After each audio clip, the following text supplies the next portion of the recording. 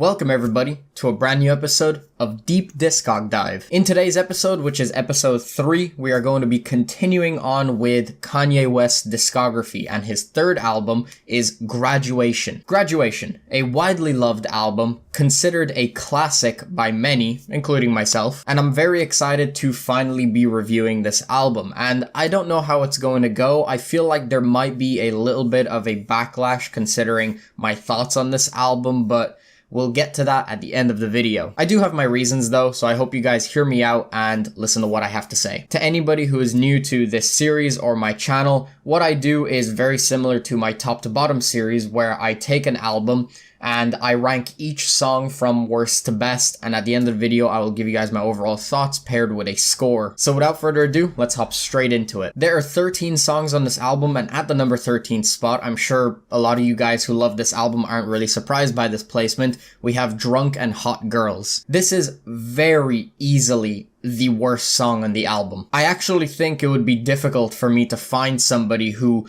would disagree with me on this. This song is terrible. For one, it is horrifically corny, and coincidentally, based off of the title of this song, it actually sounds like Kanye made this song when he was drunk. It sounds like he put little to no effort on this track. I mean, from the beat, the lyrics, and Kanye's flow, it sounds extremely lazy. There are a lot of lines on this track that are terrible, but in my opinion, the worst one is the part where he goes, "Ah, da, da, da, that's how the fuck you sound." Not only is this such a terrible song, but it is also the longest on the whole project. Now granted, that's only by 1 second after Stronger, but god, this is so bad, and it did not have to be the longest track on the whole fucking thing. Actually, it just shouldn't have been on the album at all, in my opinion, as you could take this song out of the album and all I see is an improvement. To me, there are no redeeming qualities to this track except for one part, and that is the bridge that Mos Def provides. I actually found that part to not be that bad. His singing is quite nice. However, this track is so bad that I will easily say that up to this point in his career, when he dropped Graduation, this was easily the worst song he ever came out with. In the number 12 spot, we have Good Life. What I'm about to say is going to be a bit of a running theme with a few of the tracks on this album, and that is that this song in particular is an example of a track that hasn't really aged all that well. The chorus, for one, on this track just reeks of the Bling era. T-Pain's singing and the auto-tune that is placed over his singing is not good at all. The verses as well are very, very bland in today's age. It's mainly just talking about going on holidays, spending money, popping champagne, in general, just having a good time. There is one line that I like on this song though, and that is the part where he says, "Like I'm new in the hood, the only thing I wish I would." Not because it has any sort of significant meaning or anything like that, I just like the way he delivered that line. Granted, I'm not a big fan of this song, but I could see it working in some scenarios. For example, you're on holiday, you're sitting in the sun, by the pool with a drink in your hand on a hot summer day. It could probably slap. It would really give you that feeling of living the good life, you know? However, when it comes to listening to this song for the purpose of this review, or for the purpose of just listening casually, today, it sounds musically dated. In the number 11 spot, we have The Glory. First of all, I want to say that I love the Laura Nyro sample. The drums on the song sound great, and it's mostly just a brag rap song. Ye is mainly talking about his fame and his wealth. It's a sweet sounding song considering that it is in the final 3 tracks on the album. It's good as we approach the end. I won't say that there's very much to talk about in terms of subject matter when it comes to this track, but it's still solid nonetheless. In the number 10 spot, I've placed Barry Bonds. This is, once again, another brag rap track. However, I like Ye's flow over this more minimalistic beat. I also like the chorus on this track. I like how hard Ye's delivery sounds on bars like, "Coming in the club with that fresh shit on with something crazy on my arm." After a Refrain, we have Lil Wayne, who is featured on the 3rd verse, and his verse is okay,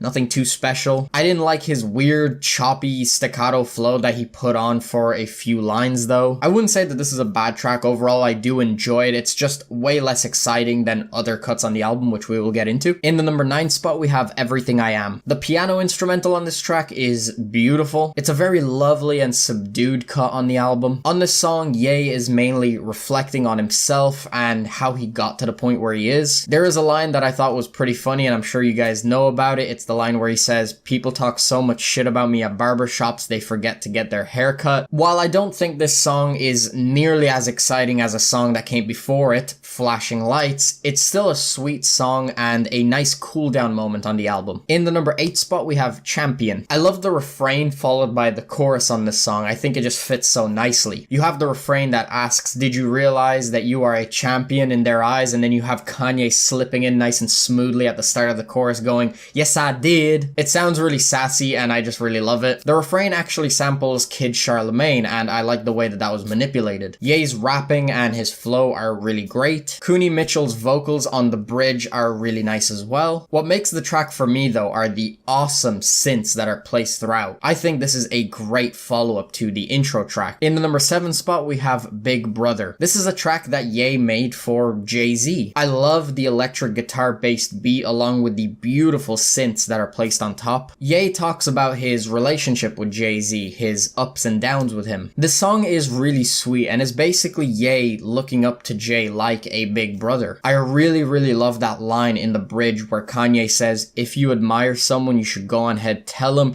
people never get the flowers while they can still smell them." Overall, I find this to be a very fitting closer to the entire thing. In the number 6 spot, we have Can't Tell Me Nothing. This is yet again another song that reeks of the bling era, but I actually really enjoy this one. The Jeezy sample is really good. I really love the little whoas from Kuni Mitchell. This track is a little bit like a humble brag. Ye is talking about his money, but also how reckless he can be with it. An example of this are some of the lines where he says, "I feel the pressure under more scrutiny, and what I do, act more stupidly, bought more jewelry, more Louis V, my mama couldn't get through to me." I absolutely love the chorus on this track as well. I just love how braggadocious it is. The flow of this track is really nice as well. It just sounds so smooth. In the number 5 spot, we have Homecoming. This is such a classic Kanye song. The pianos are iconic and immediately captivating, and I just love the hard percussion on this track. We get a feature from Chris Martins from Coldplay, and his feature is so good. His singing just fits in so nicely. Ye is talking about his hometown Chicago, but the way he structures his lines, it's almost like he's comparing it to losing a partner. He has lines such as, "And when I grew up, she showed me how to go downtown in the nighttime, her face lit up, so astounding." Overall, this is a perfect and a beautiful track, and it's really surprising at that because these are two artists that you don't really expect to make sense together, but they come together and they both just end up killing it. In the number 4 spot, we have Stronger. This is another classic cut on this album. We kick things off with an iconic chorus, which is actually perfect for working out. The pop rap elements throughout this song are amazing. The synths placed throughout this entire track give it a really futuristic feeling. Considering how glitzy and glammy this track is, it just hits so hard and it still sounds great today. In the number 3 spot, we have I Wonder. The Labby Cypher sample on this track is wonderful. This track is also really heartwarming to me. I feel like I can really empathize with Kanye's happiness on this track, especially when he starts off his first verse by saying, "I've been waiting on this my whole life. These dreams have been keeping me up all night." It's like he's finally gotten what he wants. He's finally achieved success and he's able to enjoy it. I love how the drums are paired with the synths on this track. They just sound fantastic. Overall, I just find this track to be really beautiful and one of my favorites on the entire album. In the number 2 spot, we have the intro track, Good Morning. Just like every single other album that he had put out at this point, once again, this is a perfect intro. We get 2 samples on this song, The Ruler's Back by Jay-Z and Someone Saved My Life Tonight by Elton John. The way this track is produced is just fantastic. There are these beautiful strings just plucking passively in the background. The first verse continues the college conversation from the first 2 albums, only that we get an announcement that this is the finale of that trilogy. The second verse has Ye reflecting once again on how far he's come. There's some good wordplay on this track as well, an example of that being scared of the future while I hop in the DeLorean. The third verse touches on how some people graduate from college but are still stupid. The sample used used from Jay-Z adds a nice touch to the second chorus. I mean, what else can I say? This is just another classic opener from Kanye. And finally, in the number one spot, my favorite song in the album, Flashing Lights. This is a fantastic pop rap cut with amazing electronic elements blended in. The beat is killer and the synths add that perfect Kanye touch. I also really love the violins. The hook is so incredibly catchy. Dwell's singing is just perfect. Unlike a few other moments on this album, this song still sounds amazing and has aged like fine wine. And Ye's flow on this song is godlike. Some of my favoritely delivered bars are where he says, "And if somebody would have told me a month ago frontin' though, yo, I wouldn't wanna know." And to top it off, this is one of my favorite Kanye songs ever. So yeah guys, that's pretty much it. That has been Graduation by Kanye West. As you can tell, I love this album. It's really good. However, there are more moments on this album that I thought were very disappointing compared to his previous two. If we go back to The College Dropout, I loved every single track on that album. If we look back at Late Registration, I think the only song that I thought was a bit of a dud was We Major. However, on this album, there are a few more moments that are just very underwhelming. For example, I wouldn't consider the worst song on this album, Drunken Hot Girls, a dud. I would just consider it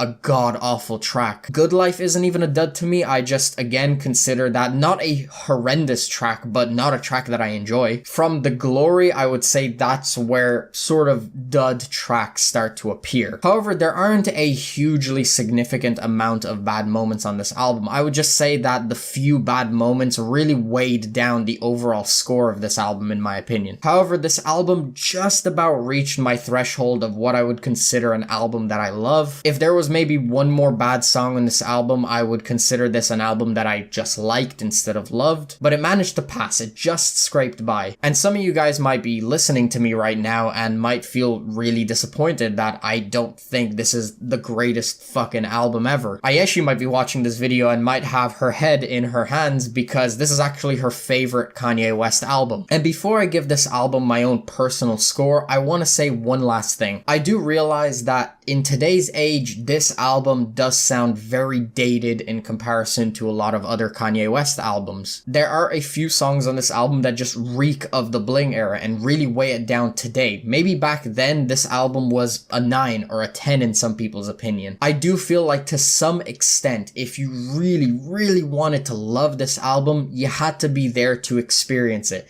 And I simply wasn't there to experience it. When this album came out, I was only 7 years old. I wasn't listening to Kanye West. So listening to it today with some of the songs that have aged very poorly, it sort of weighed down on the album, but I will say this is still a classic in my eyes. To me, a classic doesn't have to be a 10 out of 10. A classic to me is an iconic album, something that really captured a moment. And I feel like this album did that excellently. So while yes, this isn't one of my favorite Kanye albums of all time, I still consider it a really solid release. It just hasn't aged all that well and doesn't sound as good in today's day. Again, I still do just about love this album. I'm gonna say it one last time. I feel like I kind of had to be there in the moment listening to this album to really understand how good it was. But where I'm sitting right now in today's context, in my personal opinion, when it comes to scoring this album, I'm giving it a 7.5 out of 10. Some of you guys might think that that's a little bit low and you would probably bump that score up a little bit, but personally, this is how I feel about the album for all the reasons that I stated so many times in this video. But yeah guys, that has been Graduation by Kanye West, deep DISCOG dive, finished. I'm gonna wrap this video up here. So yeah guys, that's pretty much the end of the video. If you guys enjoyed, make sure you smack the like button. If you want to stay up to date with my content, please be sure to subscribe. I'll have my last video in the corner. If you haven't checked that out already, definitely make sure to check it out. Hope you guys enjoyed. Thank you very much for watching. Peace out.